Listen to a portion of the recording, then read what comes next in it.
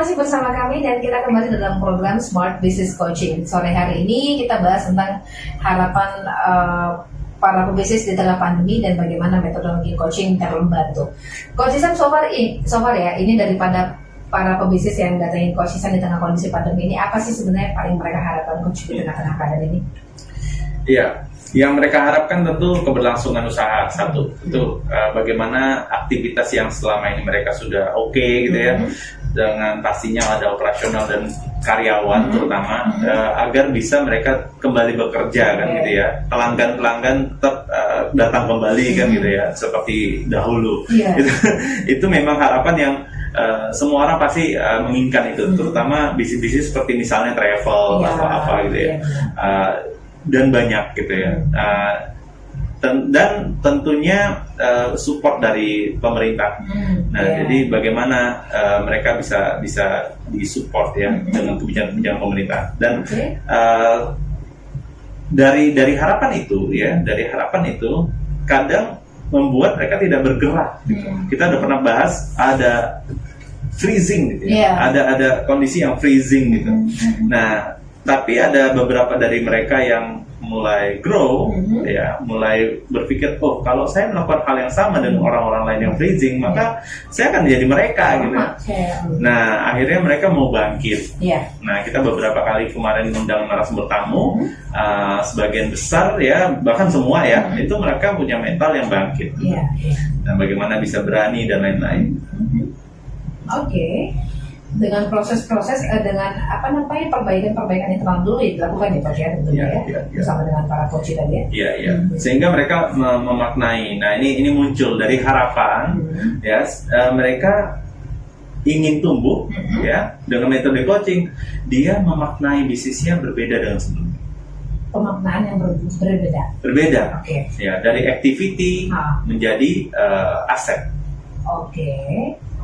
Pola pikirnya juga, berarti itu pola pikir ya Coach ya? Iya, yang berasal dari ketika dia belajar hal-hal baru, ketika dia latihan ya, praktis sama coach ya, mereka jadi punya pola pikir, ya kan, pola diri dan pola tindakan yang berbeda. Nah, yang akhirnya mereka memaknai bisnisnya dengan hal yang berbeda. Sehingga memperlakukan bisnis dengan cara berbeda pula ya Coach ya? Cara berbeda. Gitu.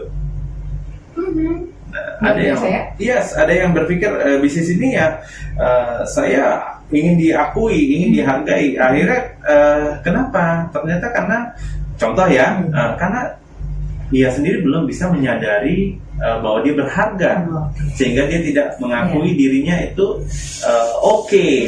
akhirnya tidak percaya diri, akhirnya kurang bersyukur.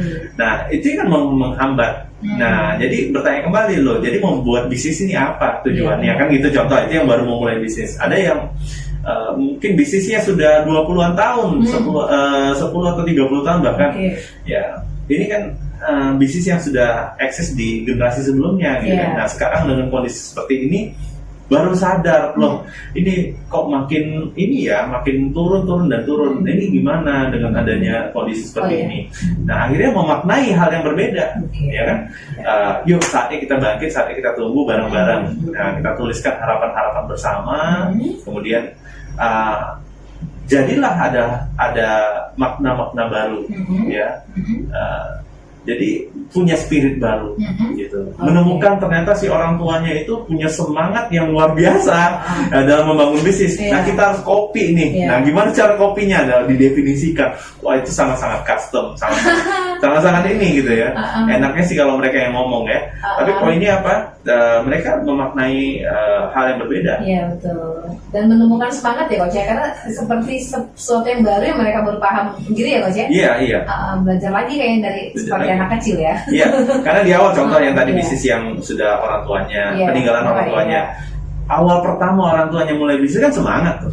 Nah, udah mulai punya anak kan ngelihat orang tuanya kerja ya di bisnis ya, kemudian bisa nyekolahin bagus-bagus kan gitu ya. Nah, mereka nggak lihat sebelumnya. Nah, itu yang banyak terjadi juga. Akhirnya semangat yang awal membangun bisnis itu yang mereka adopt, yang mereka jiwai gitu, yang harus mereka jiwai, membangun kembali. Lebih susah mana sih Coach, membangun kembali atau dari awal? Konteksnya sama aja? dua-duanya susah. Susah kalau nggak tahu caranya. Tapi poinnya gini, yang pertama pasti susah karena belum banyak yang kenal. Yang kedua bisa jadi susahnya karena yang banyak yang kenal sempat kecewa. Jadi waktu dia berani lagi, ini apa sih gitu ya, masa gitu ya. Ya itu sangat hati-hati kan, benar-benar harus bisa mempersiapkan dengan matang. Dan itu take time kadang-kadang. Oke. Artinya teman-teman coaching ya, di sini ya coach yang diperlukan untuk membantu teman-teman pebisnis yang dalam kondisi itu ya coach ya. Iya, kalau coach nggak tahu dari teman-teman pebisnis, teman-teman coaches, kalau kita para coaches gitu ya. Kalau di Mo ya seperti itu, ya. Jadi kita benar-benar mendampingi mereka seperti lagu tadi ya, Stand By You. Stand By You. Stand By Me. Stand By Me. Iya, ada lagu tadi barusan enggak ya? Iya, di awal. Jadi pebisnis saat dia sedang berjuang membuat fondasi baru lagi gitu ya, nguatin lagi. Nah ini didampingin sehingga tuh rasa tadi ya sulit dan lain-lain itu berubah maknanya ya, menjadi seru, menjadi wah ayo kita bangkit lagi gitu, ayo kita perbaiki ini. Seru sekali karena memang dari awal coach saya sampaikan untuk orang-orang yang mau menjadi coach itu memang kita harus di gelombang yang sama ya coach ya, dengan coaching ya, di frekuensi yang sama. Artinya memang benar-benar teachable, mau diajar ya coach ya, sadar dulu karena memang di sini mungkin dari kemarin kita ngomong ya coach ya, Ica sih nangkapnya begini, coach Ihsan nggak langsung kayak tadi tuh bisnis apa coach yang bagus di tengah kondisi ini, bukan malah bisnisnya yang coach Ihsan tekankan tapi malah actionnya gitu kan, lebih kepada pribadinya gitu ya, karena dari situlah muncul ide-ide bisnis yang baru gitu ya coach ya. Dalam sekali pertanyaannya coach. Nah dan itu nyata ya, itu memang hasil dari sesi yang pernah kita lakukan di lapangan gitu kan. Akhirnya beliau menjawab sendiri, oh ternyata bisa lakukan ini, misalnya travel gitu ya.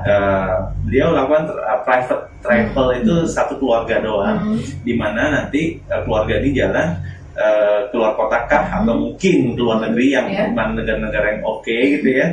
Tapi dengan protokol kesehatan yang ketat, tapi nanti di situ akan diberikan suatu pengalaman dan pembelajaran, misalnya dalam hal hubungan dan komunikasi antar keluarga, ya kan, mengembalikan lagi identitas di keluarga. Kan banyak kejadian yang nggak sedikit ya, ada yang anak yang akhirnya butuh perhatian khusus dan lain-lain gitu ya, karena ada orang tua yang mungkin teman-teman praktisi parenting lebih paham, ya niatnya nikah tapi nggak siap jadi orang tua, itu ada juga gitu ya.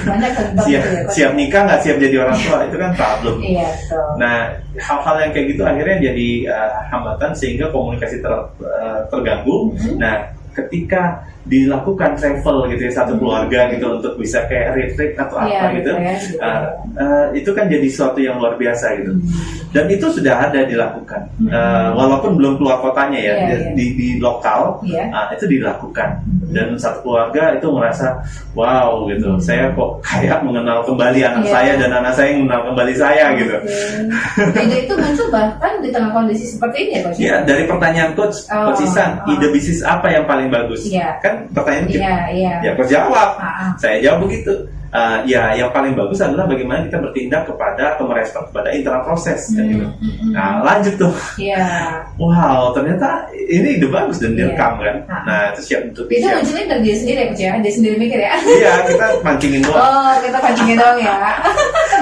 Karena sebenarnya pasti itu sempat kepikiran, walaupun itu bisikan-bisikan gitu. Ini aku harus buat sesuatu, tapi apa ya, mungkin ini mungkin ini. Nah hadirnya coaching untuk ia bisa memutuskan ya, dan bisa membuktikan. Jadi bukan hanya memutuskan aku mau lakukan ini. Maka pertanyaan selanjutnya adalah apa yang membuat Bapak tidak melakukannya?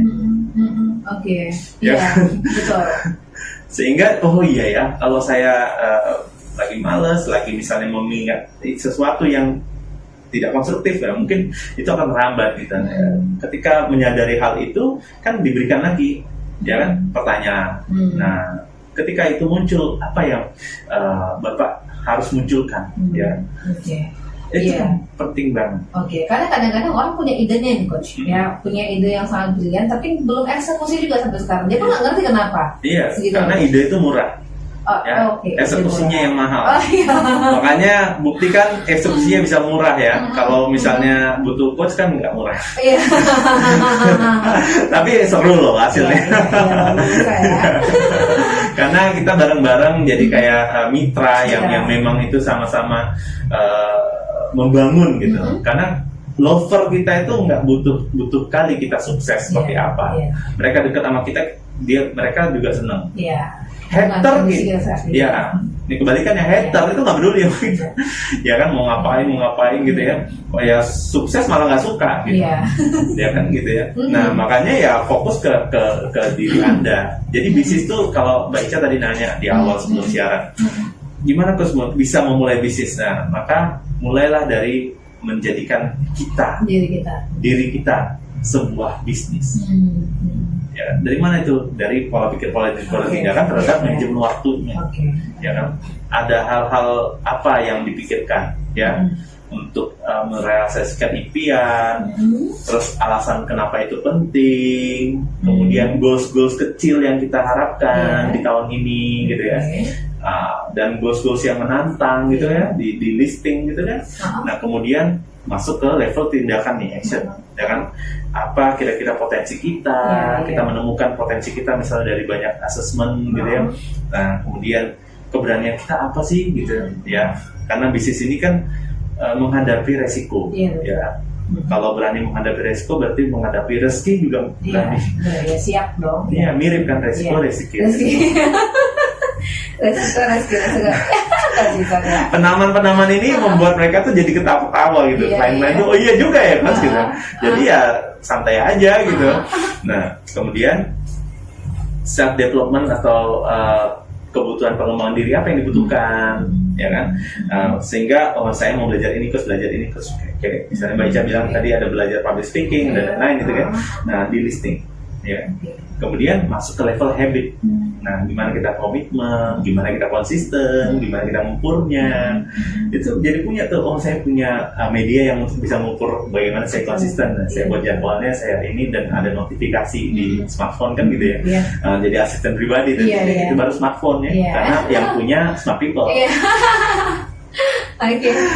Walaupun itu tidak berhasil untuk semua orang coach, karena ternyata dia butuh didampingin ya. Yes, ya. Karena untuk bisa punya habit yang baru itu mandiri ya ditemenin ya kan, untuk bisa mereka tahu blind spot mereka. Betul. Ya, dan termasuk konsisten ya coach ya terhadap apa yang mau dikerjakan ya. Karena kadang-kadang kalau dia ngerjain sendiri, entah motivasinya yang kurang, entah karena dia tidak dikontrol, atau karena dia tidak mengakuntabilitikan sesuatu kepada orang lain, dia harusnya nggak terlalu bertanggung jawab. Ya udah, coba lagi minggu depan, gagal ya nggak apa-apa tahun depan gitu ya coach ya. Sering banget gitu loh coach. Ya ada good side, ada bad side kita. Jadi fokus ke good side ya, dimana good side-nya kita nih, sisi baiknya kita itu mau nih tumbuh ya. Latih dia gitu, latih soulnya, latih mindnya gitu. Nah bad side kasih bilang, aduh ngapain sih, capek-capek gitu ya. Udahlah, tidur aja, rebahan aja, biarlah mengalir seperti air. Lagi begini juga keadaan kan ya. Kita punya 1001 alasan untuk nggak gerak gitu ya. Nah itu memang ya mau gimana lagi, tapi minimal kita bisa work out dari sisi tadi, pola pikir, pola diri, pola tindakan apa yang bisa dilakukan gitu ya, sehingga bisa konsisten. Oke. Baiklah, satu segmen lagi kita coach, kita beri dulu ya. Kami masih akan kembali untuk Anda, sebentar usai jeda, tetap bersama kami.